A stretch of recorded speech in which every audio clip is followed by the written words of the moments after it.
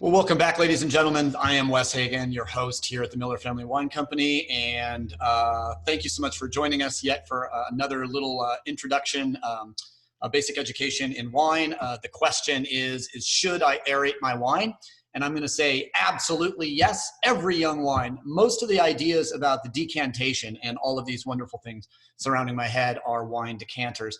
So decantation is absolutely important in wine. It used to be done because wine was moved from vessel to vessel in ancient Greece, from a large serving container into something like a crottier that would be used for drinking, or a drinking bowl. Obviously now we have a wine bottle, and a wine bottle kind of works as a decanter because the shoulder on a wine bottle, of course, is going to actually stop any sediment as you slowly pour it.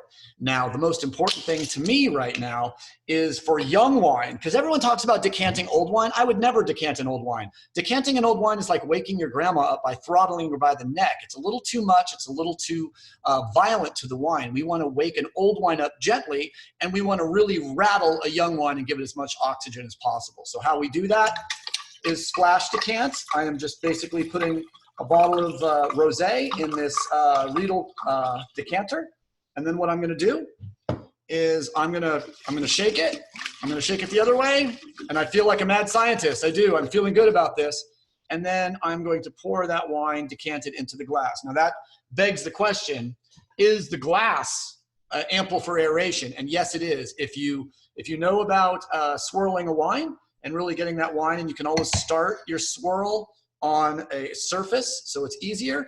Swirling the wine does the same thing as decantation. Decanting does the whole bottle and really gives the wine plenty of time to wake up and show all the aroma. So the idea is wine does not smell like anything by itself. The aroma has to be volatilized. Just like gasoline doesn't explode, the aromas from gasoline explode. Wine doesn't explode, and it's not poisonous like gasoline, thank goodness, or I'd be in trouble.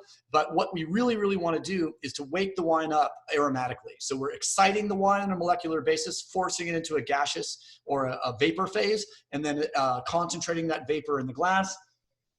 And all of a sudden, just peach skin and unripe strawberry and watermelon just come ripping out of the glass. So yes, you want to aerate every single wine 5 years close to vintage. So right now, if you're drinking a 2015, I would still decant it, unless it was a rosé, and then it probably wouldn't need it. But the more the wine is tight, the more the wine needs some air and some age. If you open a wine and it's just not very expressive, decant it. If you open a bottle of wine and it smells great and you want to drink it, don't decant it. Decanting will always add value to a bottle of wine, especially a new bottle of wine. So I would say swirl, that's decantation, aeration, decant, or the other option is open a bottle of wine, especially a red bottle of wine, maybe an hour or 2 hours before you're going to serve it, and just leave it on the table and just let it absorb some oxygen. The key is dissolved oxygen. We want to put dissolved oxygen into the solution of the wine, which will help volatilize the esters and let us smell and taste everything we paid for. And that's the key to aeration and decanting, getting more value for your money. Right? Okay, I hope you learned something about aerating wine, and thanks for joining us here at the Miller Family Wine School. Don't forget to join us over at millerfamilywines.com and check out millerfamilywineclub.com if you're looking for a couple bottles a month. Cheers, guys.